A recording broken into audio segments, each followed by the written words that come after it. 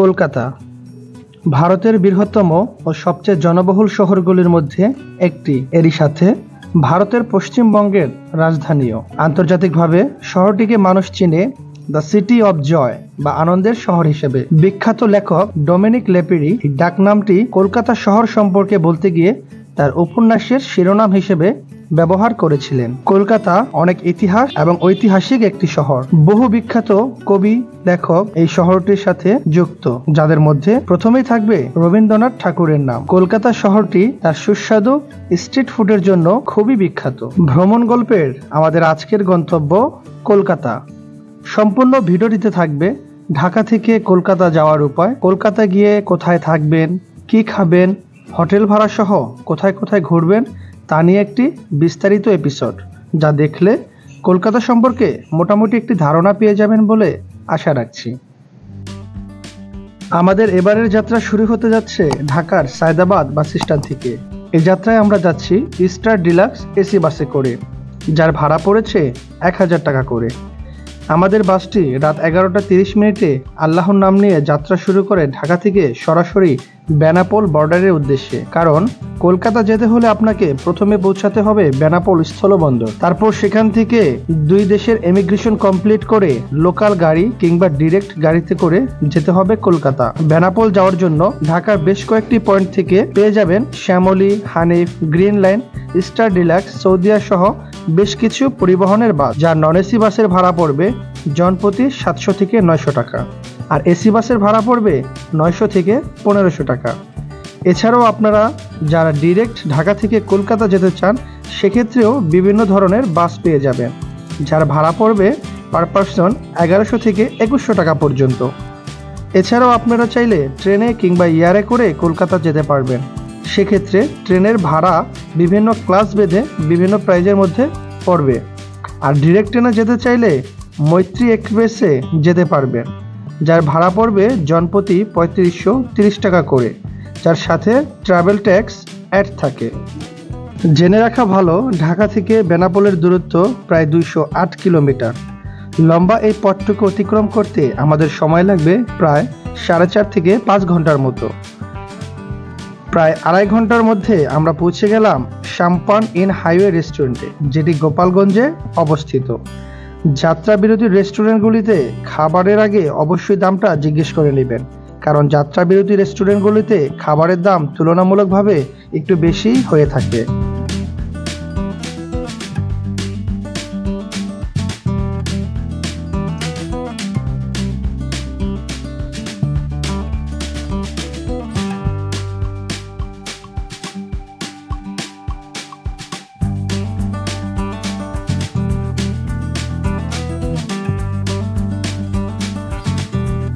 প্রায় 30 মিনিট যাত্রা বিরতির শেষে আমাদের বাস আবারও যাত্রা শুরু করলো বেনাপোল বর্ডারের উদ্দেশ্যে।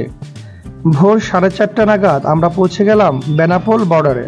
বর্ডারে আসার পর আপনাকে ট্রাভেল ট্যাক্স আর পোর্ট ট্যাক্স দিয়ে দিতে হবে। ট্রাভেল ট্যাক্স দেওয়ার জন্য ইমিগ্রেশনের পাশেই ব্যাংক পেয়ে যাবেন। চাইলে আপনারা ঘরে বসেও অনলাইনের মাধ্যমে ট্রাভেল ট্যাক্স ও পোর্ট ট্যাক্স দিয়ে আসতে পারবেন। সেক্ষেত্রে আপনাদের হ্যাসেল কিছুটা কম হবে। ঘরে বসে কিভাবে ট্রাভেল ট্যাক্স দিবেন সেটা নিয়ে ভিডিও পরে আমার চ্যানেলে পেয়ে যাবেন। যেহেতু ইমিগ্রেশনে ভিডিও অ্যালাউড না, সেজন্য দুই দেশের ইমিগ্রেশন কমপ্লিট করে আমরা এখন ভারতে অবস্থান করছি।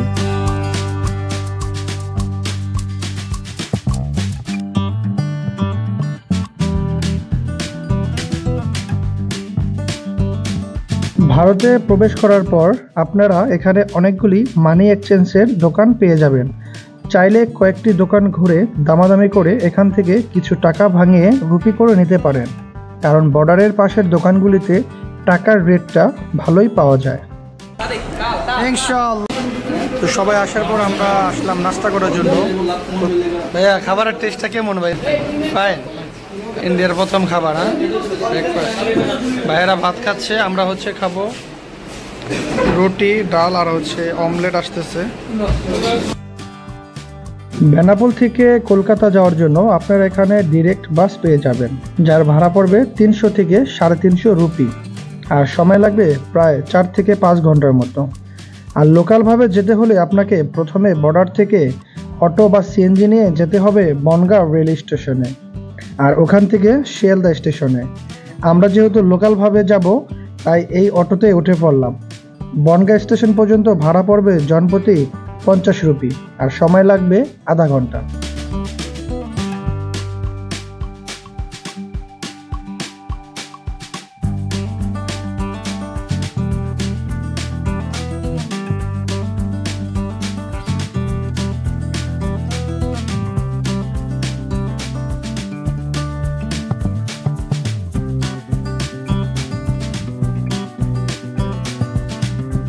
বনগাঁ রেল স্টেশন থেকে শিয়ালদা পর্যন্ত লোকাল ট্রেনের ভাড়া পড়বে জনপ্রতি 20 রুপি করে, আর সময় লাগবে প্রায় 2 ঘন্টার মতো। অবশেষে আমরা 2 ঘন্টা পর চলে আসলাম কলকাতার শিয়ালদা রেলওয়ে স্টেশনে। আর এই শিয়ালদা স্টেশন থেকে আমরা এখন চলে যাব কলকাতার মার্কুই স্ট্রিটে। মার্কুই স্ট্রিটের জন্য হলুদ ট্যাক্সি নিয়ে নিলাম, যার ভাড়া পড়বে 100 থেকে 150 রুপি করে। কলকাতা আসলে আপনি অনেক জায়গায় থাকার হোটেল পেয়ে যাবেন, তবে পর্যটকদের অনেকটা অংশই চলে যায় কলকাতার মার্কুই স্ট্রিট সংলগ্ন হোটেলগুলিতে। মার্কুই স্ট্রিট আসলে দেখা মিলবে এই হোটেলগুলো। সাধারণত 1500 থেকে 2500 রুপির মধ্যেই পেয়ে যাবেন এই হোটেলের রুমগুলো। চেষ্টা করবেন মার্কুই স্ট্রিটের মেন রোডের যতটুকু সাথে সম্ভব হোটেল নেয়ার। তবে মনে রাখবেন, রুম ভাড়া নেয়ার ক্ষেত্রে কোনো তৃতীয় পক্ষের সাহায্য না নেওয়াই ভালো, কারণ কলকাতার প্রত্যেকটি হোটেলেরই সরাসরি রুম দেখে দামাদামি করার সুযোগ রয়েছে।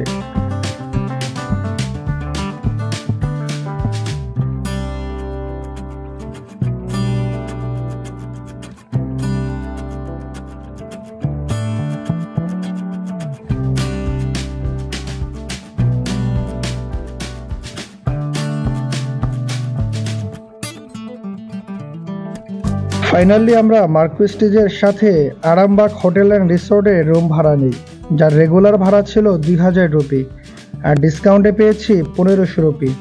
চাইলে আপনারা বাংলাদেশ থেকে কল করে বুকিং দিয়েও আসতে পারবেন। ডিসক্রিপশনে পেয়ে যাবেন বুকিং সংক্রান্ত বিস্তারিত ডিটেলস।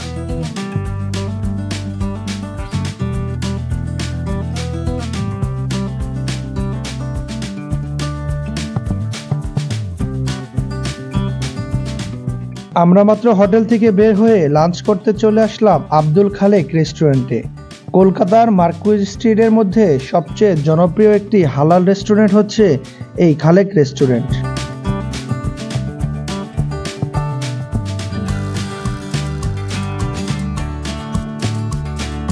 আজকে আমরা খাবারে নিয়েছিলাম সাদা ভাত, গরুর মাংসের কালাভুনা, ঢেঁড়স ভাজি আর হচ্ছে ডাল, যার প্রাইস পড়েছিল 200 রুপি করে।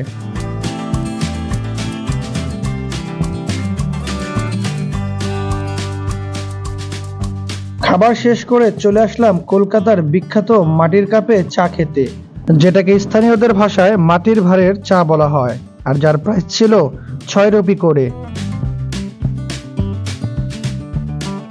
সত্যি চাটা খেতে একদমই অসাধারণ ছিল। চা খেয়ে হোটেলে গিয়ে রেডি হয়ে আমরা এখন যাব কলকাতার বিখ্যাত সেই হাওড়া ব্রিজ দেখার জন্য।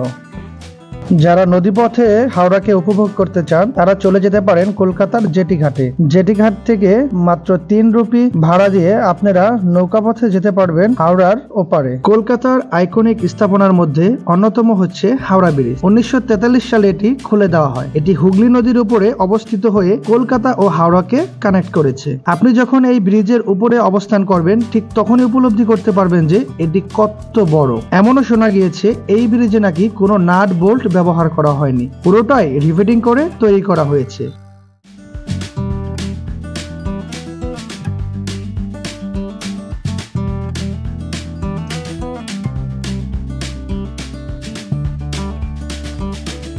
হাওড়া ব্রিজ ঘুরে আমরা চলে গেলাম কলকাতার বিখ্যাত সেই নিউ মার্কেটে। দেখতে কিছুটা আমাদের ঢাকার নিউ মার্কেটের মতোই। দামাদামি করে জিনিসপত্র কিনতে পারলে সবকিছু বেশ রিজনেবল দামের মধ্যেই কিনতে পারবেন।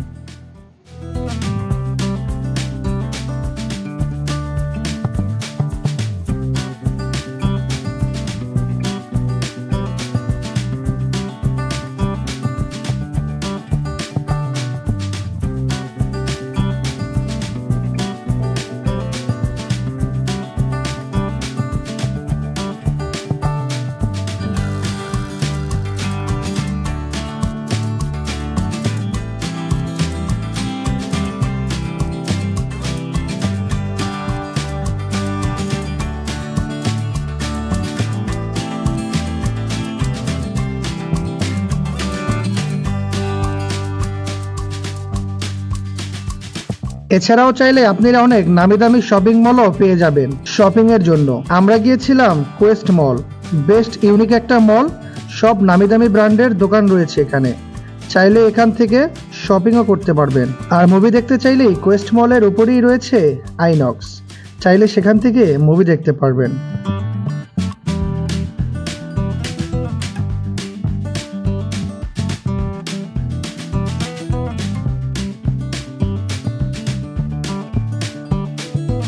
কলকাতায় এসে আর যাই মিস করেন না কেন, ভুলেও কিন্তু স্ট্রিট ফুড মিস করা যাবে না। কলকাতার অলি গলি এবং নিউ মার্কেটের আশেপাশে অনেক স্ট্রিট ফুডের দোকান পেয়ে যাবেন।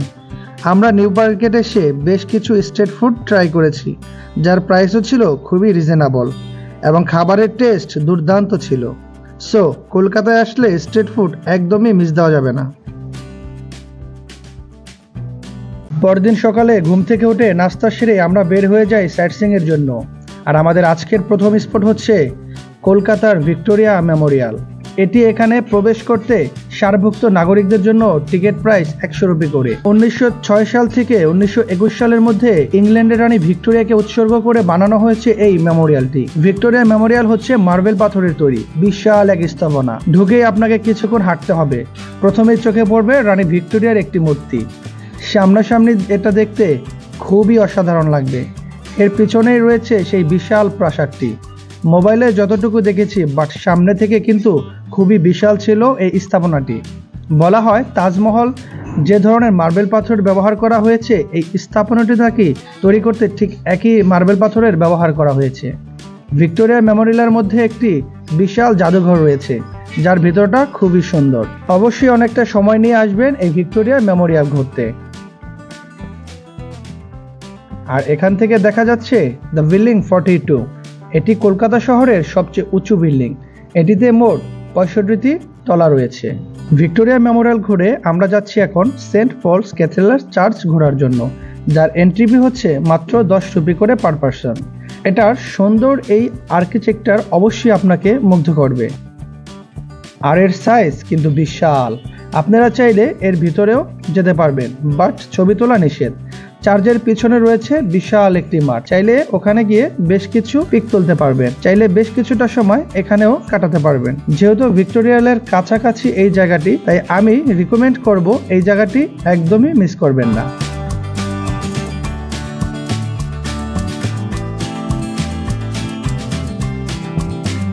চার্চ ঘুরে আমাদের এবারের গন্তব্য কলকাতার সায়েন্স সিটি, যাকে বলা হয়ে থাকে জ্ঞানের শহর।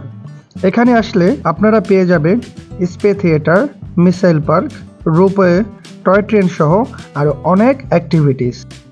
সায়েন্স সিটিতে আপনি চাইলে দুইভাবে প্রবেশ করতে পারবেন, একটা হচ্ছে মেন গেট দিয়ে, আরেকটা হচ্ছে রোপওয়ে দিয়ে। গেট দিয়ে ঢোকার জন্য আপনাকে এন্ট্রি ফি দিতে হবে পার পারসন 65 রুপি করে। আর যদি রোপওয়ে দিয়ে ঢোকেন তাহলে আপনাকে রোপওয়ে টিকিট সহ দিতে হবে 125 রুপি করে জনপ্রতি। পুরো সায়েন্স সিটিটা চিরসবুজে ঘেরা, চাইলে আপনারা বেশ কিছু সময় এখানে কাটাতে পারেন।